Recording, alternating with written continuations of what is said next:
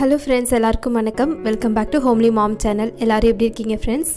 இன்றைக்கி நம்ம மார்கழி மாதம் முதல் நாள் அன்றைக்கி எடுத்த விலாக் தான் பார்க்க போகிறோம். ரொம்பவே சிம்பிளான ஒரு காலையிலேருந்து ஒரு சாயந்தரம் போல் எடுத்த விலாக் தான் இருக்க போகுது. ஸோ பார்த்து என்ஜாய் பண்ணுங்கள்.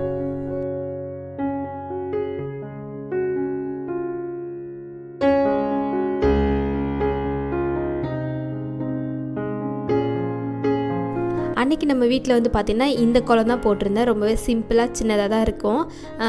அன்றைக்கி கிருத்திகை பிரதோஷம் எல்லாம் சேர்ந்து வந்ததுனால நான் வந்து ரொம்ப மெனக்கெட்டு ரொம்ப டைம் எடுத்து கோலம் போடலை. இன்னொன்று, முன்னாடியே ஒரு 5 மணிக்கெலாம் எழுந்து கோலம் போட்ட நாள்லாம் வந்து இருந்துச்சு. 5-4:30 கூட நான் எழுந்து கோலம் போட்டிருக்கேன். ஆனால் இப்போல்லாம் எனக்கு சீக்கிரமாக எழுந்திரிக்க பயமாக இருக்குது. ஏன்னா இப்போல்லாம் நான் ரீசெண்டாக நிறைய பாம்பு நம்ம வீட்டிலே பார்த்துட்டேன். இந்த வராண்டாவில் நான் குட்டி குட்டி பாம்புலாம் வந்துருந்துச்சு. ஸோ அதனால் அப்புறம் தேள் கூட இப்போ ரீசெண்டாக ஒரு 2 வீக்ஸுக்கு முன்னாடி தேளாவது நன்ற தலைக்கான தெரியல.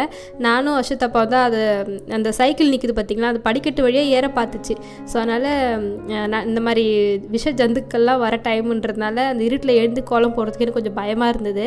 அதனால் கொஞ்சம் ஒரு 5:30 மணி போல் எழுந்து அப்படியே கொஞ்சம் கொஞ்சமாக வந்து வேலை பார்த்துட்டு இருந்தேன். வீட்டு வாசலில் லைட்டு போட்டால் ரோட்டில் வந்து கொஞ்சம் வெளிச்சம் தெரியும். அதை வச்சு நான் வந்து கோலம் போட்டுட்டேன். ஸோ அப்படியே கொஞ்சம் கொஞ்சமாக டைமும் ஆகிடுச்சு.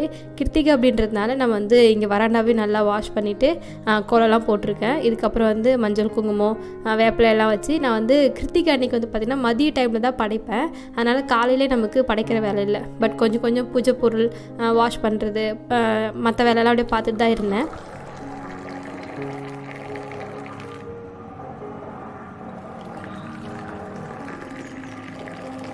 நம்ம வீட்டு பின்னாடி வந்து கோவில் இருக்குது. நான் நிறைய விலாகில் காமிச்சிருப்பேன். அந்த கோவிலில் பார்த்தீங்கன்னா கரெக்டாக 4 மணிக்கெலாம் வந்து பாட்டு போட்டுட்டாங்க சாமி கோவிலில். அந்த பாட்டு சவுண்டு கேட்டே நான் வந்து எழுந்துட்டேன்னு சொல்லலாம். அந்த அளவுக்கு நல்லா சவுண்டாக அந்த நாளே வந்து நல்லா இருந்துச்சு. கொஞ்சம் அந்த சாமி பாட்டோடு சேர்ந்து பனியில் எழுந்து கோலம் போடுறது இதெல்லாம் சூப்பராக இருந்தது. அன்றைக்கி தம்பி வந்து தம்பின்னு சொல்லும்போது ஞாபகம் வருது. தம்பி வந்து ஸ்கூலில் சேர்த்தாச்சு. புதன்கிழமை அந்த 15th அன்றைக்கி தான் நான் வந்து ரெகுலராக இப்போ ஸ்கூல் போக ஆரம்பிச்சிட்டாரு. இவ்வளோ நாள் ஆன்லைன் கிளாஸ் தான் போயிட்டு இருந்தது. இப்போ வந்து தம்பி வந்து ஒரு ஹாஃப் டே தான். காலைல 9 மணிக்கு கூப்பிட்டு போய் விட்டுட்டு வந்தால் 12:30 விட்டுடுவாங்க. ஸோ அந்த மாதிரி இருந்துச்சு. அன்றைக்கும் வந்து பார்த்திங்கன்னா ஸ்கூல் இருந்தது. இப்போ நான் விலாக் எடுக்கிற அன்றைக்கும் ஸ்கூல் இருந்துச்சு. ஸோ நான் வந்து பார்த்திங்கன்னா காலையில் இது மாதிரிலாம் வேலை முடிச்சுட்டு நான் குளிச்சுட்டு தம்பி சாப்பாடெலாம் ஊட்டிட்டு கூட்டிகிட்டு போய் விட்டு வந்துட்டேன். வந்ததுக்கப்புறமா சாப்பாடு செய்யணும், லஞ்ச் ரெடி பண்ணணும். அதுக்கான ப்ரிப்ரேஷன் தான் இப்போ நம்ம பார்க்க போகிறோம். ஸோ தம்பி இட்டுட்டு போனது, அவனுக்கு சாப்பாடு ஊட்டினது இதெல்லாம் நான் காமிக்கல. அது கொஞ்சம் ரொம்ப லென்த்தாக போகுன்றதுனால நான் தனியாக வந்து செப்பரேட்டாக தம்பி எப்படி வந்து நான் ஸ்கூல் டேஸில் எப்படிலாம் நான் வந்து ஒர்க் பண்ணுறேன்றதை நான் உங்களுக்கு காமிக்கிறேன்.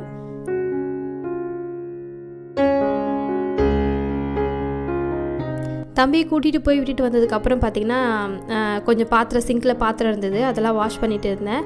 ஆல்ரெடி நான் வந்து அரிசி ஊற போட்டுட்டு தான் நான் வந்து ஸ்கூலுக்கு போனேன். ஸோ அதனால் அரிசி நல்லாவே ஊறிடுச்சு. வந்ததுக்கப்புறம் நான் வந்து சாதம் வடிக்கணும், அப்புறம் குழம்பு வைக்கணும், இந்த மாதிரி வேலை லஞ்ச் ரெடி பண்ணுற வேலை இருந்தது. தம்பி கூப்பிட்டு வந்ததுக்கப்புறம் நான் அழகாக வந்து ஊட்டி விட்டுருவேன். ஸோ வரதுக்குள்ளே நம்ம வந்து லஞ்ச் ரெடி பண்ணிடணுன்றதுனால கொஞ்சம் கொஞ்சமாக அப்படியே சைட் பை சைடு வந்து வேலை பார்த்துட்டே இருந்தேன். ஒரு பக்கம் வந்து ஒலை போட்டிருக்கேன். அந்த ஒலை கொதிக்கிற கேப்பில் வந்து இந்த மாதிரி பாத்திரமும் வந்து வாஷ் பண்ணி வச்சுருவேன். ஸோ இதனால் எனக்கு வந்து சைட் பை சைடு வந்து வேலை வந்து கொஞ்சம் அப்படியே முடிக்கிற மாதிரி இருக்கும்.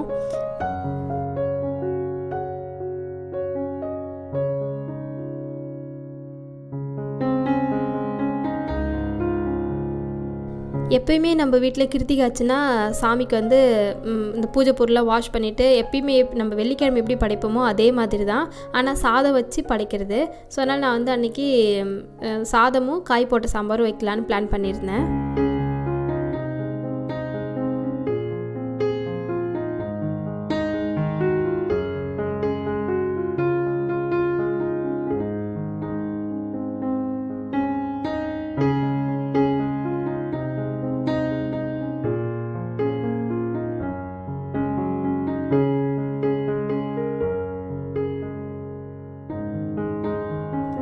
அடுத்து பார்த்திங்கன்னா சாதம் வடித்து முடிச்சாச்சு. நெக்ஸ்ட்டு நான் வந்து குக்கரில் பருப்பு வேக போட்டிருக்கேன்.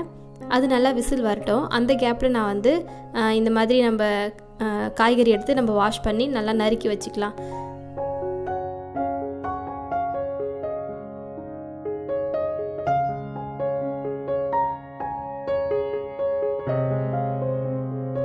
இப்போ நம்ம எல்லா காயும் நல்லா வாஷ் பண்ணி எடுத்துக்கலாம்.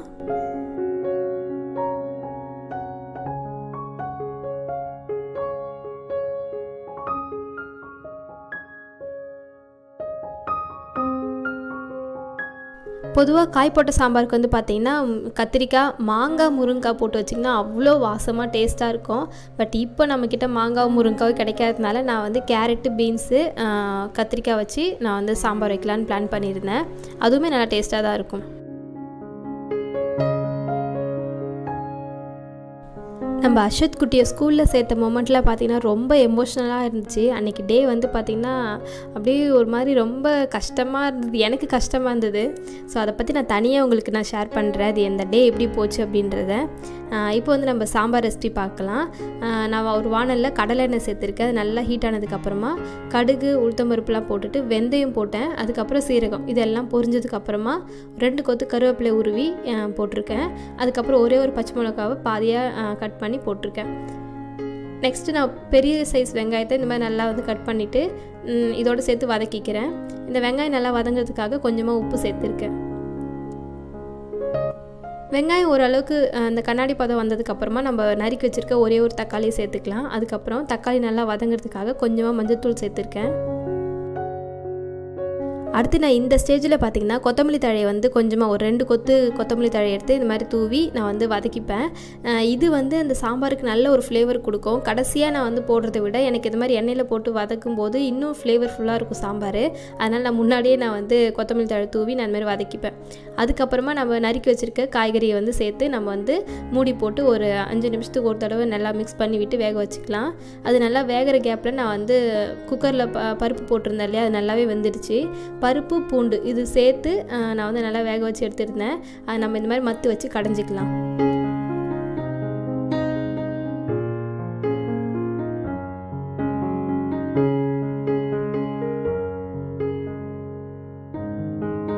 இப்போ நம்ம மூடி போட்டு வேக வச்ச காயெல்லாம் பார்த்திங்கன்னா கரெக்டாக ஒரு 80% அளவுக்கு நல்லா குக் ஆகிடுச்சு. பார்த்திங்கன்னா உங்களுக்கே தெரியும்.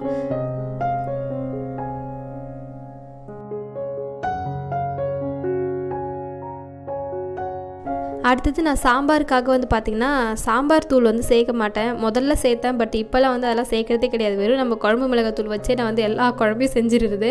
அது கொஞ்சம் ஈஸியாகவும் இருக்குது, டேஸ்ட்டாகவும் இருக்குது எனக்கு.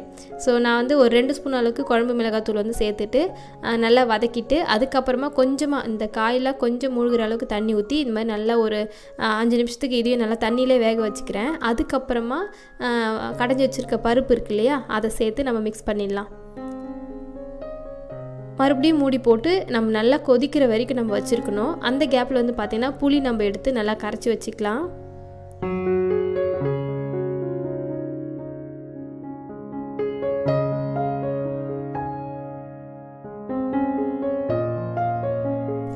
இப்போ சாம்பார் பார்த்திங்கன்னா நல்லா வந்து கொதிச்சிடுச்சு பருப்பு சேர்த்ததுக்கப்புறம். அதுக்கப்புறமா நம்ம கரைச்சி வச்சுருக்க புளி தண்ணியை சேர்த்து மிக்ஸ் பண்ணிடலாம். புளி தண்ணி வந்து கடைசியாக தான் சேர்க்கணும், முன்னாடியே சேர்த்துலாம் கொதிக்க வைக்காதீங்க. இந்த மாதிரி கடைசியாக சேர்க்கும் போது கரெக்டாக ஒரு 2 கொதி வந்ததுக்கப்புறம் நம்ம கேஸ் ஆஃப் பண்ணிடலாம். இந்த மாதிரி நல்லா கொதிக்கும் இல்லையா புளி தண்ணிலாம் சேர்த்ததுக்கப்புறம், அந்த டைமில் மிச்சம் இருக்கிற கொத்தமல்லி தழையும் தூவி நம்ம வந்து இறக்கிட வேண்டியது தான். அவ்வளோதான், சாம்பார் ரெசிபி முடிஞ்சு போச்சு. நமக்கு சமையல் வேலைலாம் முடிஞ்சதுக்கப்புறம் கையோட கை இந்த மாதிரி கிச்சனையும் நம்ம கூட்டி பெருக்கிட்டால் நமக்கு பார்க்குறதுக்கு கிச்சன் நீட்டாக இருக்கும். அதனால் இதெல்லாம் முடிச்சுட்டு அதுக்கப்புறமா சாமிக்கு விளக்கேற்றி இலை போட்டு சாதம் வச்சு படைக்கிற வேலை தான். சாமிக்கு படைச்சதுக்கப்புறமா நானும் சாப்பிட்டுட்டு போய் தம்பி வந்து கரெக்டாக ஒரு 12:15க்கு ஸ்கூல் போனால் கரெக்டாக இருக்கும். அந்த டைமில் போயிட்டு தம்பியை கூட்டிகிட்டு வந்துடுவேன்.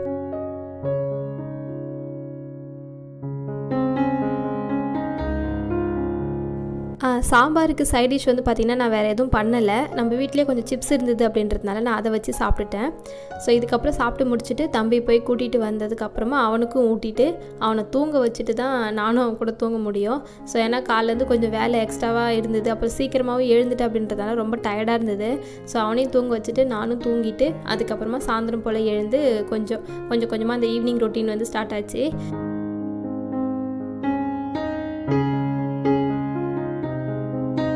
அன்றைக்கி ஸ்நாக்குன்னு பார்த்தீங்கன்னா நான் ப்ரெட்டு 2 பக்கமும் டோஸ்ட் பண்ணிவிட்டு மேலே வந்து லைன் டேட் சிரப் ஸ்ப்ரெட் பண்ணி வச்சுருக்கேன்.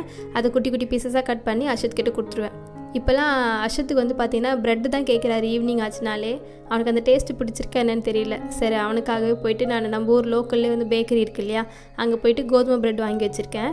அதை வச்சு ஏதாவது செஞ்சு கொடுத்துருவேன். அப்புறம் பால் வந்து பார்த்திங்கன்னா பனங்கற்கண்டு போட்டு ஆற்றி வச்சுருக்கேன். இதை தான் அவனுக்கு வந்து கொடுக்க போகிறேன். பனங்கற்கண்டு பாலும் ப்ரெட் ஸ்லைஸும் தான் இன்றைக்கி அவனுக்கு ஸ்நாக்கு.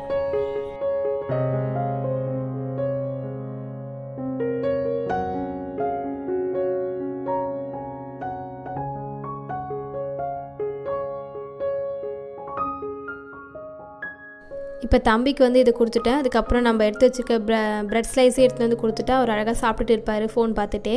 அந்த கேப்பில் நானும் டீ குடிச்சிட்டு அதுக்கப்புறம் கொஞ்சம் சிங்கில் பாத்திரம் இருந்தது. நம்ம அந்த மதியம் வந்து சாப்பாடு செஞ்ச பாத்திரம், அப்புறம் சாப்பிட்ட தட்டு அதெல்லாம் கொஞ்சம் இருந்துச்சு.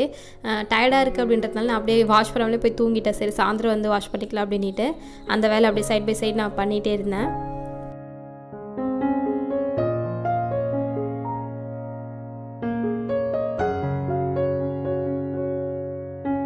ஸோ பாத்திரலாம் விளக்கி முடிச்சுட்டு அப்படியே சைட் பை சைடு வந்து கோலம் போட்டுட்டு சாமிக்கு வந்து விளக்கேற்றி சாமி கும்பிட்ற வேலை தான் இதுக்கப்புறம் இருக்குது. சாமிக்கு விளக்கேற்றுறதுக்கு முன்னாடி நான் ஃபேஸ் வாஷ் பண்ணிவிட்டு எப்பயுமே போல் ஈவினிங் நான் வந்து எப்பயுமே சிடிஎம் பண்ணுவேன் இல்லையா, அது உங்களுக்கு நான் சொல்லியிருப்பேன். அது வந்து எப்பயுமே நான் வந்து விடாமல் கண்டிப்பாக நான் பண்ணிவிடுவேன். உங்களுக்குன்னு கண்டிப்பாக ஒரு ஸ்கின் கேரு இல்லைன்னா ஒரு சிம்பிளான ஒரு மேக்கப் லுக் வந்து எப்பயுமே நீங்கள் வந்து பண்ணிங்கன்னா உங்களுக்கு அது கொஞ்சம் ரிலாக்ஸாகவும் இருக்கும். அதே மாதிரி நம்மளுடைய ஸ்கின்னை வந்து நம்ம சேஃபாக பார்த்துக்குறோன்ற ஒரு நினப்பு நமக்கு இருக்கிறதுனால நம்ம ரொம்ப ஏஜ்டாகவும் தெரிய மாட்டோம். ஸோ நீங்கள் இந்த மாதிரி உங்களுக்குன்னு ஒரு டைம் ஒதுக்கி நீங்கள் கண்டிப்பாக வந்து ஃபேஸ் எல்லாம் வாஷ் பண்ணி ஒரு சிம்பிள் மேக்கப் லுக் வந்து டெய்லி பண்ணுங்கள். அது பார்க்குறதுக்கு நல்லாயிருக்கும். ஸோ அதுக்காக நான் எப்பயுமே இப்படி தான் பண்ணுவேன். உங்களுக்கு இஷ்டம் தான் நீங்களும் வந்து ஒரு சிம்பிள் மேக்கப் லுக் வந்து ஈவினிங் டைமில் பண்ணிவிட்டு அதுக்கப்புறம் நம்ம வந்து சாமி கும்பிடலாம். ஸோ அன்றைக்கி டே இப்படி தான் போச்சு. உங்களுக்கு இந்த விளாக் பிடிச்சிருந்தா மறந்துடாமல் ஒரு லைக் பண்ணுங்கள். இந்த விளாக் உங்களுக்கு பிடிச்சிருக்குன்னு நம்புகிறேன். இதே மாதிரி வேறு ஒரு இன்ட்ரெஸ்டிங்கான விளாக்ல வந்து பார்க்குறேன். அது வரைக்கும் பாய்.